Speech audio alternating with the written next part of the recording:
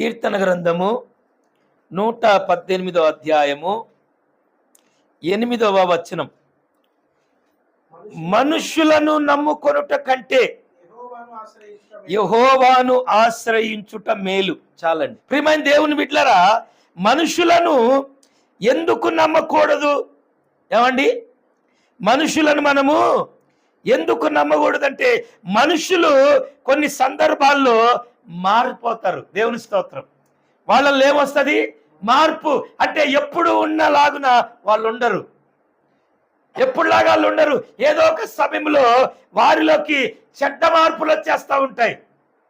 ఇన్ని రోజులు మంచిగానే ఉంటారు, ఏదో ఒక రోజు వాళ్ళే మనకు వ్యతిరేకంగా మారతాడు. అపోస్తుడైన పేతురు యేసుక్రీస్తు ప్రభువారికి వ్యతిరేకంగా సాక్ష్యం చెప్పాడు.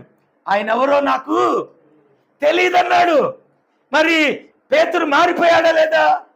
మారిపోయాడు. ఇంకో విషయం ఏంటంటే, మనుషులు మనల్ని విడిపోతారు. దేవుని స్తోత్రం. యేసుక్రీస్తు ప్రభుని మరి గెస్తమనే తోటలో మరి ఆ యొక్క భటులు వచ్చి పట్టుకున్నప్పుడు వీళ్ళంతా ఏమైపోయారు? పారిపోయారు. ఎక్కడోళ్ళు అక్కడ, ఎటోళ్ళట్టు వెళ్ళిపోయారు. నీ కర్మను అనుభవించు, మాకెందుకు, నీ బట్టి నీ చర్చికి నీ కోసం ప్రార్థన కోసం మాకు ఈ గతి పట్టిందని ఉరుకు దేవుని స్తోత్రం. ఈ మధ్య లేకుండా ఏమైపోయారు? పారిపోయారు. దేవుని మహిమ కలుగును గాక. హల్లెలూయా. మనుషులు తప్పులు చేస్తారు. కొన్ని సందర్భాల్లో ఏం చేస్తారండి? తప్పులు చేస్తారు. వాళ్ళు చేసిన తప్పులకి మనల్ని కూడా ఇరికిస్తారు. అవునా కాదా?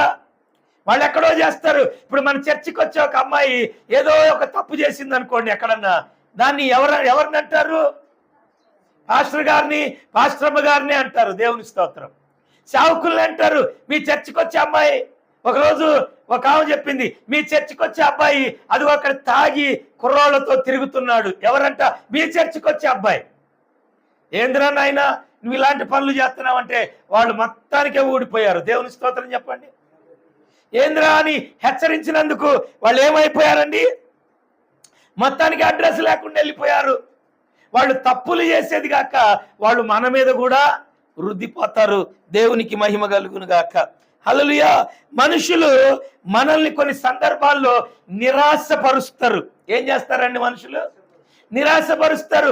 వాళ్ళ మీద మనం ఆశ పెట్టుకుంటాం. అయ్యో నా పిల్లలు గొప్పగా బాగా చదువుకోవాలి, మంచి ఉద్యోగాలు చేయాలి, రేపు వీళ్ళే మనల్ని పోషించాలి అని వాళ్ళ మీద మనం ఆశ పెట్టుకుంటే వాళ్ళు ఈలోపు ఎవడో ఒకడు తగులుకుంటారు. గట్టిగా చెప్పండి. ఎవరో ఒకరిని ప్రేమించి ఇంటికి తీసుకొస్తారు, ఎవరో ఒకరిని పెళ్లి చేసుకొని ఇంటికి తీసుకొస్తారు. ఇక ఏమైనా గద్దిస్తే లేచి వెళ్ళిపోతారు. ఇక వాళ్ళని నమ్ముకుంటే మనకి మిగిలేది చెప్పే. గట్టిగా చెప్తారా? అలాంటి వాళ్ళని నమ్ముకుంటే ఏం కలుగుతుందండి? చిప్ప చేతికి వస్తుంది. దేవునికి మహిమ కలుగును గాక. మనుషులు కొన్ని సందర్భాల్లో వాళ్ళు మనల్ని నిరాశపరుస్తారు. వాళ్ళ మీద మనం పెట్టుకున్న ఆశలన్నీ కూడా సర్వనాశనం చేస్తారు. దేవుని స్తోత్రం. హల్లెలూయా. ఆ రోజు మనం ఏం లేదు, ఓ గుడికాడ చెప్ప తీసుకొని అడుక్కోవడమే. గట్టిగా చెప్పండి. ఎందుకంటే ఉన్నదంతా వాళ్ళకి దారబోసి రెక్కల కష్టార్జితం అంతా వాళ్ళకి పెట్టి మన వృద్ధాప్యంలోకి వచ్చిన తర్వాత ఏ పని చేసుకోలేకపోతే ఇక అనాథ శరణాలయంలో తోలేస్తారు వీళ్ళు మనల్ని. ఏం చేస్తారండి? ఏదో అనాథాశ్రయం చూసి ఆడేస్తారు. ఎందుకంటే వీళ్ళ రూట్లు అలా ఉంటాయి కాబట్టి. మనుషులు మనల్ని ఏం చేస్తారంటే నిరాశ పరుస్తారు.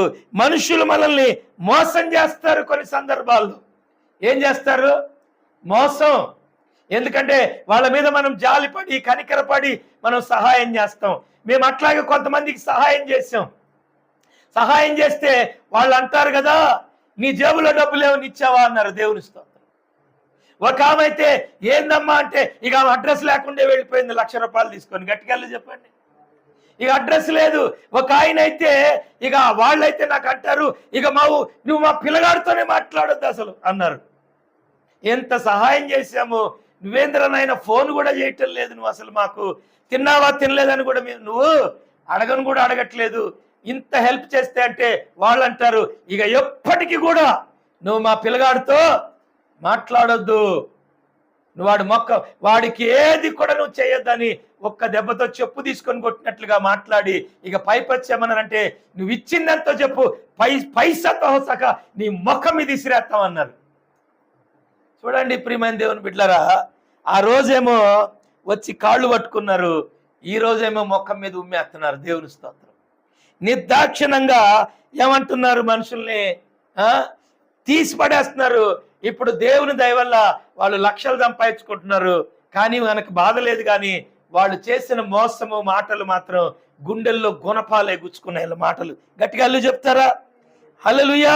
చూడండి, మనుషులు మనలను అర్థం చేసుకోపోవచ్చు. కొంతమంది మనల్ని అర్థం చేసుకోరు. ఎంత చెప్పినా కూడా వాళ్ళకి అర్థం కాదు. అమ్మా, ప్రార్థన చేసుకో తల్లి, పాటలు పాడు తల్లి, వాక్యం చదువు తల్లి, సమయానికి రా తల్లి, నీ భర్తను గౌరవించు, నీ భార్యను గౌరవించు, నీ తల్లిదండ్రులు లోబడు అని ఎంత చెప్పినా కూడా వాళ్ళు అంటారు, ఈ పాస్టర్ గారికి మెంటల్, పాస్టర్ గారికి మెంటల్, వీడు నన్ను చూస్తేనే మాట్లాడతాడు, వీడు గట్టిగా చెప్పండి, వీడంత మెంటలోడే లేడు అని చెప్పేసి మనల్ని ఇంకా తుస్కారంగా మన గురించి డప్పు కొడుతుంటారు. గట్టిగా చెప్పండి. మన పేరు చెప్పంగానే వామ్మో వాడమ్మా ఇంకా ఆపు, పోయిన కానిచ్చి నన్ను మారమంటాడు, ఆడికి తెలియదా నేను మారనని. దేవుని స్తోత్రం. హల్లెలూయా.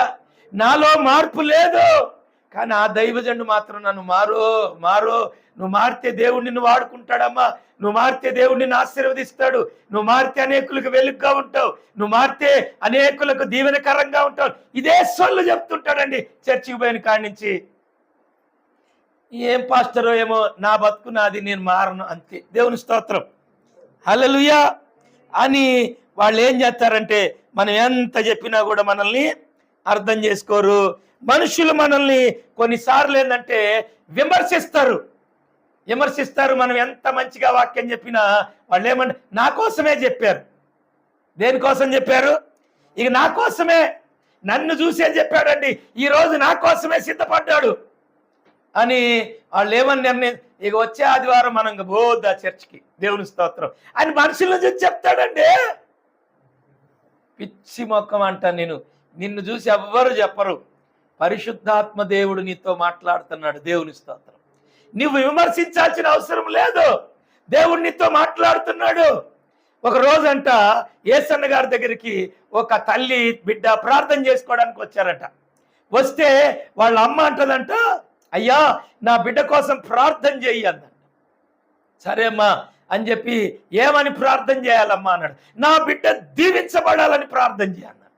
నా బిడ్డ దీవించబడాలని ప్రార్థన చేయమంటే ఆయన అన్నాడంట, అమ్మా నేను దీవించిన వాళ్ళందరూ సైకిల్ ఉన్నాడు, స్కూటర్ ఉన్నాడు, కారు కొన్నాడు, అద్దెలో ఉన్న వాళ్ళు సొంత ఇల్లు కొన్నారు, నేను ప్రార్థన చేసిన వాళ్ళందరూ ఆశీర్వదించబడ్డారు.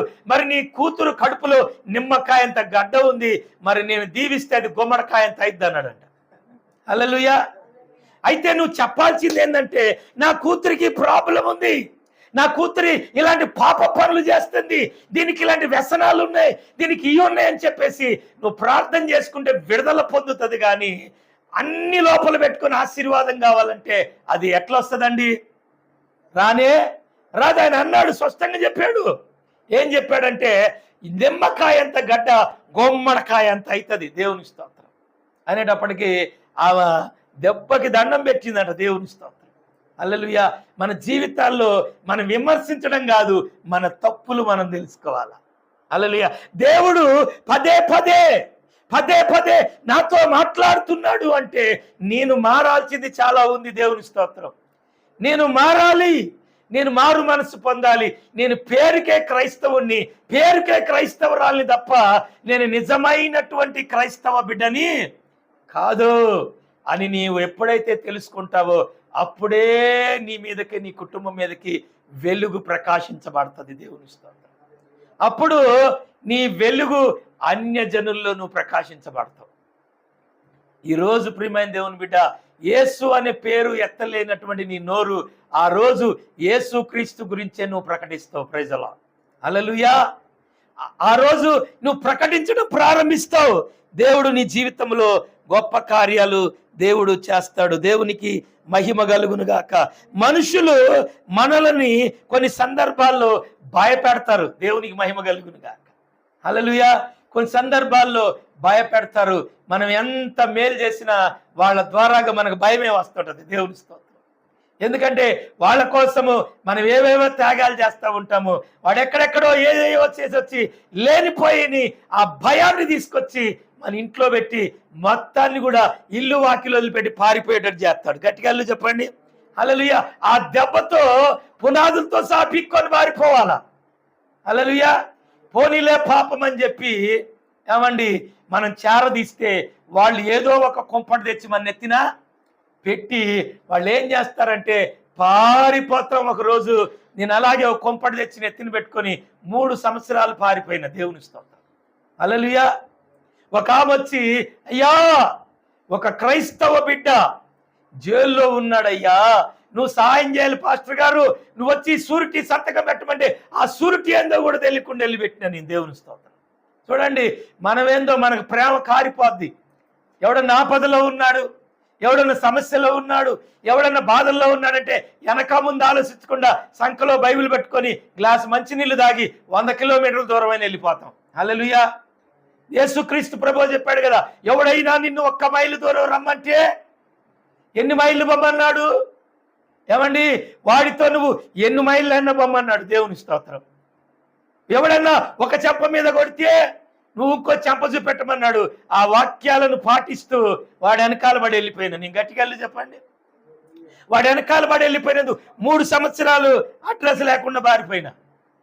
కొన్నిసార్లు వాక్యానుసారంగా మనము నడిచినప్పుడే మనకు కష్టాలు వస్తాయి. దేవుని స్తోత్రం.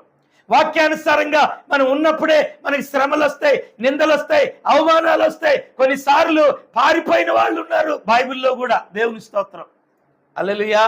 మనం వాక్యానుసారంగా ఉన్నప్పుడే మనకి శ్రమలు వస్తాయండి. హల్లెలూయా చెప్పరేందండి. హల్లెలూయా. నీ వాక్యానుసారంగా లేకపోతే నీకు శ్రమలు రావు. నీకు శ్రమ కలిగినప్పుడే ఆ శ్రమలోనే దేవుడు నిన్ను అభిషేకిస్తాడు. ఆ శ్రమలోనే దేవుడు నిన్ను ఆశీర్వదిస్తాడు. ఆ శ్రమలోనే నిన్ను నూతనముగా నిన్ను పరిశుద్ధపరుస్తుంటాడు దేవుడు. Praise the Lord. శ్రమ కలుగుట నాకు మేలాయని అన్నాడు దావీదు రాజు గారు. దేవునికి స్తోత్రం. శ్రమ కలుగునప్పుడు నేను వేరే రూట్లో ఉన్న, శ్రమ కలిగినప్పుడు వాక్యానుసారంగా నడుస్తున్నా. దేవునికి మహిమ కలుగును గాక. శ్రమ ఎందుకు కలుగుతుందంటే నిన్ను వాక్యానుసారముగా నడిపించడానికి. దేవునికి మహిమ కలుగును గాక. హల్లెలూయా. నీ తప్పులు నీవు సరిదిద్దుకోవడానికి శ్రమలు నీకు కలుగుతూ ఉంటాయి. మనుషులు మనలను అబద్ధాలు చెప్తారు కొన్నిసార్లు మన మీద. ఏం చెప్తారండి మనుషులు మన మీద? అబద్ధాలు చెప్తారు. లేనిపోని అన్ని మన నెత్తినేస్తారు. లేనిపోయిన అన్ని మన నెత్తిన రుద్దుతారు. మరి ఒకసారి అంట ఒక అమ్మగారంట మన ఒక అయ్యగారికి ఎప్పుడంట కూరగాయలు తీసుకెళ్ళి ఇచ్చేదంట. ఏం తీసుకెళ్ళి ఇచ్చేది? కూరగాయలు తీసుకెళ్ళి ఇచ్చేదంట. ఆ రోజు పాపము ఆ పెద్ద మనిషి కూరగాయలు తీసుకొని రాలేక కూతుర్ని పంపించిందంట. అమ్మ నువ్వు వెళ్ళి అయ్యగారికి కూరగాయలు ఇచ్చిరా పోమ్మ అంటే, అయ్యగారేమో స్నానం చేస్తూ ఉన్నారు, మరి అమ్మగారేమో కూరగాయలు తీసుకొచ్చింది కూతురు. ఆ కూరగాయలతో పాటు పాపం యవనస్తురాలు గనక ఓ మోర పూలు కూడా కొనుక్కొచ్చుకుంది. కూరగాయలతో పాటు పూలు కూడా మంచం మీద పెట్టి వెళ్ళిపోయిందంట. ఈలోపు వాళ్ళ సంఘములో ఓ విశ్వాసం వచ్చిందంట. ఏమో అయ్యగారికి పెళ్లి కాలేదు కానీ అయ్యగారు మాత్రము అనుకుని వెళ్ళిందంట. ఎందుకు? పూలు కనపడ్డాయి కదా, మల్లె పూలు. ఈ మాట తీసుకెళ్ళి ఇంకొక ఆమె చెవులేస్తే ఆమె పోయి ఏం చేసిందంటే, ఏమేమే అయ్యగారు మంచం మీదంట పూలు జల్లి ఉన్నాయంట అని చెప్పిందంట. ఆడేమున్నాయి? ఏమో చూసింది పూలు, పోయి చెప్పింది పూలు ఉన్నాయని చెప్పింది. ఆ పోయి ఏం చెప్పింది? అవతలే పోయి అసలు అయ్యగారు మంచం మీద శోభన మంచం ఉన్నట్టుంది అయ్యగారిది, మొత్తం పూలు జల్లి ఉన్నాయి, అయ్యగారికి ఏం పెళ్లి లేదు కానీ మంచి అందంట. దేవుని స్తోత్రం హల్లెలూయా. ఇంకొంత దూరం అయిన తర్వాత అబ్బాయి ఇంకొక ఆమె చెప్తే, ఏమేమే అయ్యగారు మంచం మీద పూలు నలిగిపోయి ఉన్నాయంట. మొత్తము నలిగిపోయి వడబడిపోయి అస్సలుగా చెప్పొద్దు మంచం చుట్టూ పూలే అని చెప్పిందంట. ఇంకొంచెం దూరం అయిన తర్వాత ఇంకొక ఖాతా పుట్టించారు. 150 మంది ఉన్న సంఘము మొత్తం సంకనాగి సర్వనాశనం అయిపోయిందంట. దేవుని స్తోత్రం చెప్పండి హల్లెలూయా. గొప్ప సంఘం ఎదుగుతుంది. సంఘం అప్పుడే ఎదుగుతున్న సంఘములో గీసి అగ్గిపుల్ల గీసి నిప్పు పెట్టేశారు. నిప్పు పెట్టేటప్పటికి ఇంకేముంది? అయ్యగారు ఏమో ప్రార్థన చేస్తున్నారు, అమ్మగారు లేదు అయ్యగారికి, ప్రార్థన చేస్తూ ఉన్నారుగా. ఒక్కడే పాపం ఏడుస్తూ ఉన్నాడు దేవుని దగ్గర, అయ్యా అని. ఏది సంఘ జనాలు రావట్లా, ఒక్కింటికి పెట్టలే నిప్పు, అన్ని ఇళ్ళకి నిప్పు పెట్టేశారు. ఇక ఏం చెప్పారు? అబద్ధం. ఏం చెప్పారండి? అబద్ధాలు చెప్పేశారు. ఉన్నది లేంది, లేంది ఉన్నది అన్ని చెప్పేసేటప్పటికీ వాళ్ళల్లో ఈ అబద్ధాలు నాటకపోయి సంఘమంతా ఖాళీ అయిపోయింది. సంఘమంతా ఖాళీ అయిపోయింది. ప్రియమైన దేవుని బిడ్డలారా, అందుకనే దేవుని వాక్యం చెప్తుంది, మన మీదంట అబద్ధాలు కూడా చెప్తారు. మత్తయి సువార్త 5:11 అంటారు, నీవెప్పుడైతే దేవుని నామాన్ని గట్టిగా కలిగి ఉంటామో నీ గురించి అబద్ధంగా ప్రచారాలు చేస్తారు, నిన్ను చెరసాలకు అప్పగిస్తారు, నిందలేస్తారు, చెడు మాటలు ప్రచురిస్తారు. ఇలాగ అబద్ధాలు చెప్పి నిన్ను నీ కుటుంబాన్ని సర్వనాశనం చేయడానికి కొంతమంది కంకణం కట్టుకుంటారు. కానీ నేను ఒక్కటి చెప్తాను, ఏదో ఒక రోజు నా దేవుడు మనల్ని లేవనెత్తుతాడు. ప్రైజ్ ది లార్డ్, హల్లెలూయా. ఏదో ఒక రోజు మాత్రం ఖచ్చితంగా దేవుడు మనల్ని లేవనెత్తి తీరుతాడు. ఆమేన్. అపవాది నవ్వి నవ్వి నవ్వి నవ్వినట్టు కాదు, దేవుడు అపవాది తోక కట్ చేస్తాడు ఏదో ఒక రోజు. దేవుడు స్తోత్రం, హల్లెలూయా. నీ మాట జీవము గలదయ్యా యేసయ్యా, నీ మాట సత్యము గలదయ్యా, నీ మాట జీవము గలదయ్యా యేసయ్యా, నీ మాట సత్యము గలదయ్యా. ఏది మారినా నీ మాట మారదయ్యా, ఏది ఆగినా నీ మాట జరుగునయ్యా. ఏది మారినా నీ మాట మారదయ్యా, ఏది ఆగినా నీ మాట జరుగునయ్యా. ప్రైజ్ ది లార్డ్, హల్లెలూయా. మనము చేసే ప్రతి ప్రార్థనకు ఏదో ఒక రోజున దేవుడు ఖచ్చితమైన జవాబు దేవుడు మనకిస్తాడండి. హల్లెలూయా. జవాబు దేవుడు మనకి ఇస్తాడు. దేవునికి మహిమ కలుగును గాక. దేవుడు మనుషుల లాంటి వాడు కాదండి. దేవుని స్తోత్రం. మనుషులు అబద్ధాలు ఆడతారు, దేవుడు అబద్ధము ఆడడు. దేవునికి మహిమ కలుగును గాక. హల్లెలూయా. చూడండి, మనుషులు మనలను విశ్వసించకపోవచ్చు. మనం ఎంత చెప్పినా కూడా మనుషులు మనల్ని కొన్నిసార్లు నమ్మరు. మనం ఎంత అన్న చెప్పు, కడుపులో తీసిపెట్టు, ఏమండి, కడుపులో తీసిపెట్టు, వాళ్ళ కష్టాల్లో ఆదుకో, వాళ్ళ ఇంటింటికి తిరిగి ప్రార్థనలు చేయి, ఉపవాసాలుండు, కన్నీరు గార్చు, నువ్వెన్ని చేసినా కూడా అండి తన్నేవాడి కాడికే పోతారు. దేవుని స్తోత్రం. మొక్కేవాడి దగ్గరికి రారు. చూడండి, పిలవగానే పరిగెత్తే సేవకుడి దగ్గరికి అసలు ఏ విశ్వాసి పోదండి. ఏ విశ్వాసులు కూడా కోరు. సంవత్సరానికి ఒక్కసారి కూడా నీ ఇంటికి రావటం కష్టంగా ఉన్న సేవకుడి దగ్గరికే పోతారు. దేవుని స్తోత్రం. ఈయన పిలవగానే పరిగెత్తుకొస్తాడు. కడుపులు నొప్పి అంటే వస్తాడు, కాళ్ళు నొప్పులంటే వస్తాడు, జ్వరం అంటే వస్తాడు, దగ్గు జలుబు అంటే వస్తాడు, పుట్టినరోజు అంటే, పెళ్లి రోజులంటే, ఏ కార్యక్రమం జరిగినా ఆ సేవకుడు ఇంటికి వచ్చి ప్రార్థన చేస్తాడు, ఉపవాసాలుండి ప్రార్థన చేస్తాడు. కృతజ్ఞతా కూడికలు, గృహ కూడికలు, అనేకమైన కూడికలు పెట్టి ప్రార్థన చేసే సేవకుడి దగ్గరికి ఏ విశ్వాసులు కూడా పోరు. అసలు మనల్ని పట్టించుకోరు, మన మొక్కం చూడరు, మన దరిదాపుల్లో కూడా రారు. అలాంటి వారి దగ్గరికి మాత్రం గుంపులు గుంపులు పోతారు. ప్రియమైన దేవుని బిడ్డలారా, ఈ లోకంలో ప్రజలకు కావాల్సిన దయ్యాలు, దేవుడు కాదు. గట్టిగా చెప్పండి. ప్రజలకి దయ్యాలు కావాలి, దేవుడు అక్కర్లేదు. ఎందుకంటే దేవుడు యేసుక్రీస్తు ప్రభువారి దగ్గరికి మనం పోలేదండి, ఆయనే మన దగ్గరికి వచ్చాడు. ప్రైజ్ ది లార్డ్, హల్లెలూయా. ఆయనే మన దగ్గరికి మనల్ని వెతుక్కుంటూ వచ్చాడు. మనం ఆయన్ని ప్రేమించలే, ఆయనే మనల్ని ప్రేమించాడు. ఈ లోకంలో ప్రేమించే సేవకుడు అవసరం లేదు విశ్వాసులకి. మన దగ్గరికి వచ్చే సేవకుడు మనకు అవసరం లేదు. మనల్ని పట్టించుకోకుండా షూట్లు వేసుకొని, బూట్లు వేసుకొని, పెద్ద పెద్ద కార్లు వేసుకొని, పెద్ద పెద్ద భవంతులు, బంగళాలు కట్టుకొని తిరిగేవారు ఉంటారు చూసారా, వాళ్ళ దగ్గరికి గొట్టలు గొట్టలు పోతారు. వీళ్ళ ముఖం మండ, వీళ్ళకి మాత్రం ఇంట్లో పూట తింటో పూట ఉండదు. దేవుని స్తోత్రం. కానీ వీళ్ళు మాత్రం అక్కడికే పోయి సంపాదించిందంటే ఆడ దారపోసి వస్తారు. దేవుని స్తోత్రం.